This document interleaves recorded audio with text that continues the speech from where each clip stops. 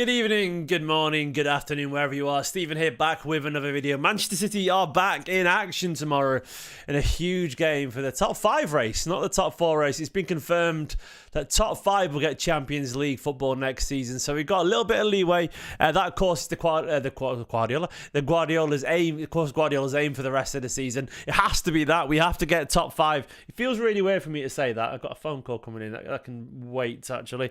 Don't know who that number is there. You called me at the wrong time. Phone call number there.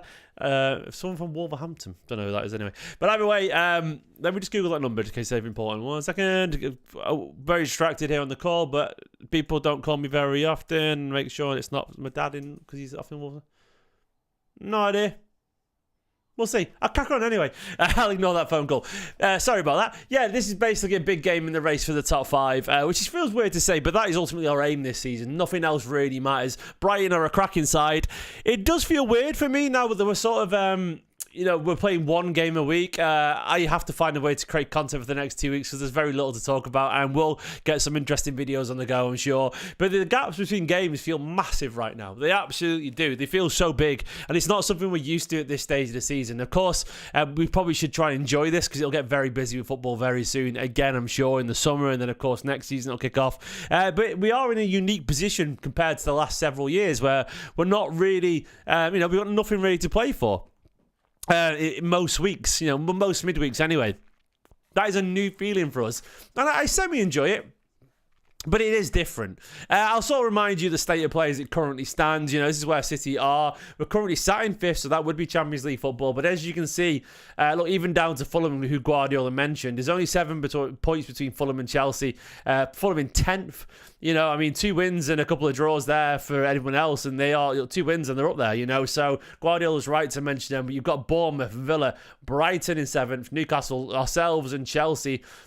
Forest probably going to be a bit safer, but who knows? All those currently vying for a Champions League spot. And it's going to be really, really tight. Really, really tight, There's 10 games left, which means 30 points to play for. Plenty of twists and turns, I suspect, will happen. And this is the kind of game, like, if we get 3 points from this game, it'll be huge. Absolutely huge in this race because... these are a very good side, and these are one of our direct rivals. It's going to be very, very difficult. So that's where we're currently sat anyway. We are in 5th. A loss against Brighton would be bad news. They would be up, they push us down into 6th or 7th, depending on Newcastle get on or Villa get on. But there's a very good chance, with the wrong results at the weekend, looking at the goal difference for us and the goal difference for Bournemouth, we could end up in 9th. I'm not even exaggerating. If Brighton, Newcastle, Villa and Bournemouth all win, and Bournemouth presuming, they win by more than 2 goals, 2 goals, we could literally be in 9th by the end of the weekend. That is wild, but that's the actual truth. We have got a game in hand on Villa, actually. But with that, it could shift just like that. So we've got to be very realistic about our expectations, Hello to people in the chat as well, to Harrison, to Carly, to Aspie, I am Guardiola, to Joel McKinnon. Abdi Malik, good to see you guys there. Give the video a like and subscribe if you're new as well. And I'm stressed as well, Joel, because it's going to be a little bit crazy how this season unfolds. I'll go to the press conference quotes as always from Guardiola. By the way, we've got these thumbnails coming back. These players depicted by local primary school children. The memes are plenty. Everyone remembers Jeremy Doku by Frankie, aged 9. I think the unbeaten run ended because of these, actually. I'm looking forward to these coming back for next season. I think there's so much... for the next game, there's so much fun. Because it's going to be the City in the Community Stadium at the weekend as well. And Guardiola rightfully talked about the impact, City can have on the community in the area. And it's a very important part of it. He talked about Brighton anyway. Guardiola said about Brighton, he said, one of the best clubs working on and off the pitch. They're doing really, really well in the way they play, and they are absolutely one of the toughest. It's not a secret what they're doing for many years. The position they're in right now on the table, they deserved to be there. 100%, they really do. They're quality. He said, we have to reach the highest and best possible level to qualify for Europe, definitely. We have to be consistent as much as possible. 10 games left, 6 at home, 4 away, and at home we have tough games. 3 of our rivals, Brighton, Villa, Bournemouth, said most of the games are really, really, really tough. We have to do better because there are many teams in this target and we missed an important chance last week and we deserve to. But not like we are. I like to deserve success, deserve our wins, and in that game we didn't deserve it. I know what he means by that. He doesn't like to win cheaply.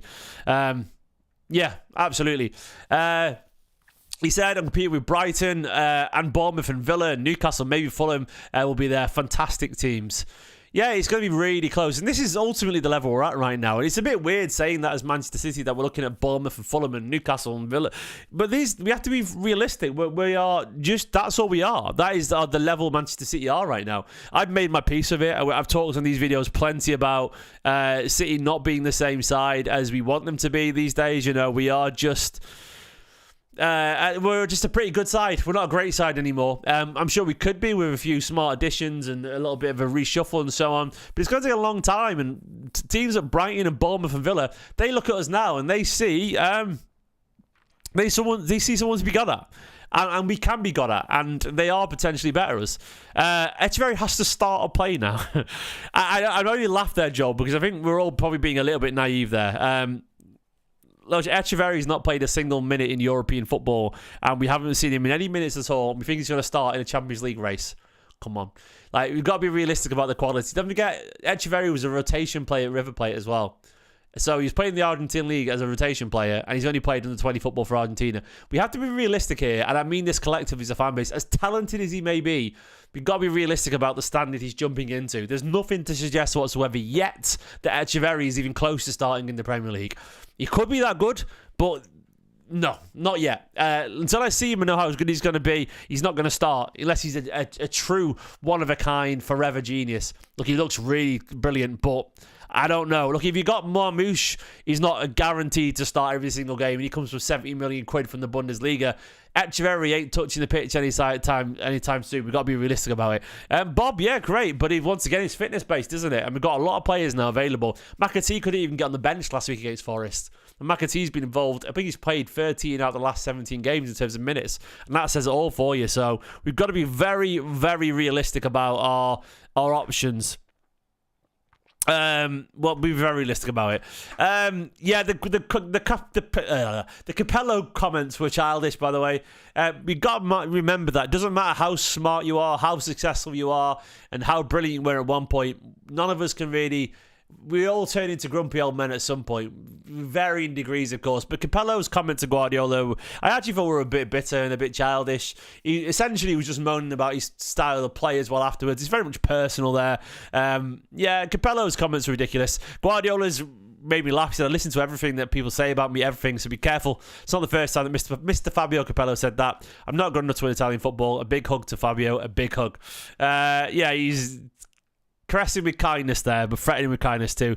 Capello is a brilliant manager, but he's an old man now. He's an 8-year-old man just ranting into the clouds. Angry old man shouting at the clouds because football's changed and he's been left behind. He doesn't like it. He's childish. But that's Capello for you. Anyone can do it. Anyone can do it. Doesn't matter how good you are. Guardiola said about Grealish. Said, I don't know. I want the best for him. I think he was asked about the England squad. Said, I want his best. I cannot judge reasons why he's left out the England squad. I wish him all the best and the best for him and the best on the pitch and off the pitch. That is what I want. And apparently he's showing the necessary performance in training right now, yeah. Yeah, the England squad was mental. Yeah, it's one of those things where, like, I don't really care about the England squad too much. I'm not really a massive England fan. I'd be lying if I said I was. It's not something I particularly bother myself with massively. I'll get caught up in the tournaments, but I'm not an England fan. Unless there's like several City players in there, I'm not really going to pay attention. Just because I'm switched off to it these days, I just have the interest in it. But yeah, Grealish, I'm sure it'd be a kick up the arse for him not being involved in the England squad. You'd think Tuchel, with all his experience fetishising, would be in there, but no. You know what? No. Yeah. It isn't there. Guardiola talks about Ederson. Don't know why. He said Ederson is an incredible goalkeeper. Incredible. This is my thoughts. 9 years together and he's been outstanding. I guess these questions were prompted by, his form maybe, or will he leave in the summer, or that kind of stuff. I don't know. But either way, Guardiola's right to defend a keeper. That's been a cornerstone of his success. I enjoyed this line from Guardiola about us not being in the Champions League. He said, this season, City deserved to be on the sofa with a glass of wine for the knockouts. It's true. We do. That's what we deserve to be, man. We deserve to be watching because we have not been good enough. We have to do better than that. And we are where we deserve to be. So I don't have any disappointments and regret. We don't deserve to be there. Enjoy the football, the fantastic game that was at Anfield or in Paris, or the competitiveness in Madrid, or how good Barcelona is playing this season, the way they played for 65-70 against Benfica. I'm just a spectator to learn, see it, enjoy it, and absolutely doubt the feeling, it's pity City not there. He wants to be there, but he's not going to sulk over it because he knows you can only get what you've earned, basically, and that is the truth of it. So, yeah, he's not wrong to sort of point out that we get what we deserved, you know? We get what we deserved, and we didn't deserve to be in the Champions League because they were a better side than us. Still don't think there was 2 touches by Alvarez, by the way. Weird. I watched it back a million times. I don't see it. Maybe convince us that it's so... I don't know. Only Real Madrid is what I would say. Only Real Madrid that would happen to. Not having it, man. Only Real Madrid. Anyway, in terms of actual Brighton, I'll go to Brighton a little bit. Fabio Hürzeler's done a cracking job. You know, they've had, obviously, you know, they've had some success with them, man. I've forgotten. Oh, De Zerbi. You know when your head blanks something you really know. Obviously, it's Hürzeler to De Zerbi, before that Potter. They've done really well with the managers, and they've sort of maintained that pushing for the Champions League, but not quite getting their level. This is their recent results. Last time out, they beat Fulham 2-1. This is how they played that day, with Verbruggen in goal, Hinchelwood, Van Heck. Great name, Van Heck. What the Van Heck? Webster, Estupinan, Balaba, of course, Iari, Yakubu Minty, Rutter, Matomo, and Joao Pedro. Pedro's having a pretty good season, actually. He's scoring a few goals, isn't he, right now? In my head, he's scoring a few goals. Is he scoring as many as I think he is? I don't know. But it feels like Joao Pedro is scoring a few currently. Let me double check the stats there. He's got 8 goals and 6 assists in 22 games this season. Okay, he's doing all right. I feel like he's scored a few recently anyway. But they have got quality there. Before that, they did beat Newcastle to get through to the quarterfinals of the FA Cup. Once again, plenty of shots there as well. Rutter once again behind. You can see that forward line, by the way. Matoma, Jorginho Rutter, Joao Pedro, Minty. It's pretty much settled. Hinchelwood's playing a lot. Balaba's always in midfield. They had Lamptey that... Webster, Van Heck, Verbruggen, Estupinan. You see what they've got there? And you don't need to be a genius to know what Brighton do really well. They are technically excellent. They are such a comfortable, brilliantly organised side. Hürzeler's carried on the traditions from De Zerbi and to an extent Graham Potter there as well. And they've been really, really, really, really good. So much skill out wide. Sorry, I didn't really show you the teams on screen there. This is when played against Newcastle the other week. So much skill out wide in Minty and Matoma. Rutter and Pedro are such skillful attackers. Balaba's got the physicality, you know, the pace of fullback of Lamptey or Stupinian. Yeah. Van Heck, good defender. Verbruggen will play the ball out really nicely. Brighton are a team we have to take aggressively seriously. You know, Matoma is the kind of guy who will score against us. Joao Pedro is in a decent run of form. He probably will score against us. And their overall form at the moment is decent. It's actually really good. I think they've won several in a row, actually. Let's have a look. Go back. They beat Fulham. They beat Newcastle. They beat Bournemouth, a bunch of 2-1s. They beat Southampton 4-0. Chelsea 3-0. Brighton 2-1. Before that, they lost 7-0. So they won 6 games in a row recently. They're actually on fire. I'm on fire. Brighton are on fire right now. And Joao Pedro's scoring. And as you can see, once again, how they're lining up. That front four is pretty much settled. Ayari's playing a lot alongside Balaba. Ayari's doing really well. Good player. Another gem for Brighton from Noah. Van Heck, Webster, it seems to be a pretty settled centre-back. And you know it's going to be Hinchelwood, Lamptey at right back, and then it's going to be Stupinian at left back probably. They're very predictable, but they're very, very good. Minty's great. He's so skillful. And he's called Minty, which is adorable. You know, the toothpaste boy. Don't know where that came from. But it's one of those things where they've got a lot of quality and a lot of ability. And how do we stop that? We have to be... I thought we were better against Forest defensively, and this is how we've obviously lined up that day. But we still conceded a soft goal when the midfield changed. When Nico Gonzalez came off, when Nunes came off, Lewis Kovacic came on, it got a lot more open. This is how we lined up. I'm expecting a few changes. When I look at that, defensively we were pretty good the other day until the mistake from Vardy on Bobby Ederson in goal. I don't know. The team news, Guardiola didn't get asked in the press conference, or he's not come out yet, much about the team news. So I am speculating who's available and who's not available, because annoyingly there's been absolutely no hints. You know, you look at the bench that day as well, and who was unavailable off the bench. Rodri, Akanji, Stones, Ake, Oscar Bob wasn't involved. Oscar Bob, McAteague weren't on the bench either. They could be involved, but it was a reasonably strong bench with O'Reilly, Gundogan, Grealish, Vitor Rey, Stefan Ortega, Marmoush, De Bruyne, Kovacic, Rico Lewis. It's going to be very hard to play against this side. In terms of what I think it's going to be, I think Ederson is almost an absolute nailed-on starter. Josko Vardial will start that side. Diaz, Kusanov, because the other centre-backs aren't available. And I think it'll be Nunes, presuming Nunes is fit. I don't know if he's fit, but I think it'll be Nunes again. I'm thinking it'll be Nico. And probably... You don't have to like it, but Gundogan. I think it'll be Gundogan. I don't think it'll be Bernardo. I think Bernardo was poor the other day. Could be Kovacic. O'Reilly's not starting left back, mate. No chance. There's nothing to suggest O'Reilly's going to randomly start against Brighton in the Premier League at left back, given he's only played against Salford and Plymouth. It's going to be Oscar Guardiola. He's had a week off. 1 billion%. So I reckon it might be Kovacic. It could be Bernardo again. I think we'll see. I don't know out wide. It's going to be hard. The only one is guaranteed is Haaland here. Now you've got Doku, Savinho, Marmoush, Foden. They're the realistic, and De Bruyne. They're the realistic starters, or the ones that can challenge you. I've got a feeling we might see De Bruyne, but it depends what he wants in terms of the physicality. What I would do and what I think Guardiola should do are very different. I think he might play Gundogan alongside Nico or Kovacic. He's going to play Kovacic or Gundogan, I reckon. I don't think he'll play Bernardo in this game. Yeah, I just don't know. I don't know. We'll see. It could be good Bernardo as well, but look, I'm a big Bernardo defender, but I can't deny that right now his form is just in the bin, man. It's so poor. And we need to be so much more assertive. City's, like I said, 93-20 said that Bernardo should have played and Gundogan should have played the other way around. Yeah, maybe. Midfield is ass right now, I agree. It's not great. Imagine Rodri was in there. Oh. Yeah, I think Marmoush might get a start. I'm going to say start. I'm going to say Marmoush starts. The thing is, we know Brighton let you aggressively. I think Savinho will get a start here. And I'm going to guess. I think it might be KDB. I think KDB might get a surprise start. I'm going to go for that. I could be wrong there. I could be wrong. It's going to be very, very hard to predict. I think Marmoush will get a start as well, yeah. I think it's going to be something like that.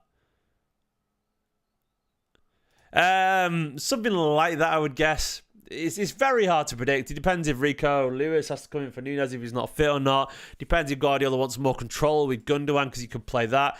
I don't think Phil's doing enough right now. You could see Marmoush sort of playing off Haaland again with Doku over here. We could see this like that, and Marmoush sort of playing off him and that, and we could see, Doku trying to beat his man, Josko staying back a little bit. I don't know, man. It's going to be very hard to predict. MCFC with the super chat, thank you so much. It's not current game related, but I'll obviously go to it. He said, yo, Stephen, yes, Stephen, are you confident, I presume you mean? He's signing Verts. No, I'm not confident, mate. I think there's a decent chance, but I'm not very confident. I'm not very confident. I think there's a small chance, but I don't think there's a massive chance. I think we're serious about it, but I still feel like he wants to play elsewhere. I'll feel more confident if we beat the Chargers. We'll see how it goes. Thanks for the super chat, mate. Verts would be a game changer for us, and hopefully Balaba would too. Look, ultimately, this game is going to be a big deal for us. I'm expecting a tough game. I think it might be a draw. I don't think we'll lose. I might be wrong, but I think we should be okay. I have trust that, Guardiola's been working on it a little bit. It's going to be very close. You could tell me most results and I'd be convinced it could happen. It could be 2-1 to Brighton, 3-0 to Man City, a 4-all result. It's just, I genuinely can't predict the score of this. There's too many variables. Depends who plays. Depends if we take our chances. Depends if Kusanov can be a superstar again, and if we can keep a clean sheet, if we can stop the counter-attacks. It's really going to be really hard to predict, and I have no idea. I'm going to predict a 2-all draw. That's sort of my middle ground there. I do think a win is possible, but I don't know. I felt Forest game could have gone either way, but they took their chances. We missed ours. We couldn't get into it again. It's going to be a very similar type of game with result potentially going either way. Charges could be during the international break. God, imagine that, mate. Oh, that'd be... Oof. My life could literally change overnight. It's crazy, that. Overnight my life could change, because this would not be enough to I'd have to get a real job again. It is what it is. I won't lose any sleep over it, but it's just very interesting as a possibility. I'm dreading that more than a little. Anyway, guys, I'm going to go for 2-2. Do let me know in the comments what you make of it. I am not sure what to make of this game because it's impossible to predict. I will be live, of course, on bigup.com/Esteemed Kompany tomorrow for the watch along. The link's in the description below. I can't wait. It should be fun. For now, though, have a wonderful Friday evening. Up the Blues. Kuznov plays tomorrow. Yay!